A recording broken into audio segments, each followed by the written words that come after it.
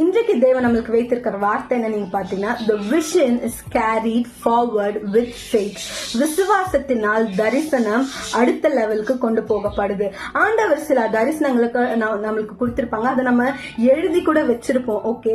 ஆனா அதுக்கு ஏத்த காரியங்கள், அதற்கு சம்பந்தப்பட்ட காரியங்கள் எதுவுமே இன்னும் துவங்காம இருக்கலாம். அதனால நீங்க சோர்ந்து போயிருக்கலாம். ஆனா வசனம் என்ன சொல்லுது, இந்த தரிசனம் குறித்த காலத்தில் நிறைவேறும் அப்படின்ட்டு. இது பொய் சொல்லாது. அந்த ஏற்ற காலத்தில் இந்த தரிசனம் நிச்சயமாகவே நிறைவேறும். சோ ஆண்டவர் ஒரு தரிசனத்தை கொடுத்திருக்காரா, காத்திருங்க, கர்த்தருக்குள்ள காத்திருங்க, நீங்க ஜெபித்து கொண்டே இருங்க. ஏன்னா அந்த காத்திருப்பு வேலையில ஆண்டவர் உங்களை அந்த தரிசனத்திற்காக ப்ரிப்பேர் பண்ணிட்டு இருக்காரு, உங்களை செதுக்கிட்டு இருக்காரு, உங்களை எக்விப் பண்றாரு. அதாவது ஆவிக்குரிய ரீதியாவும் சரி, சரீர ரீதியாவும் சரி, மன ரீதியாவும் சரி, உங்களை அவர் சீர் செய்து கொண்டிருக்கிறாரு. அந்த தரிசனத்திற்கு நீங்க ஒரு பெர்ஃபெக்ட் மேட்ச் ஆக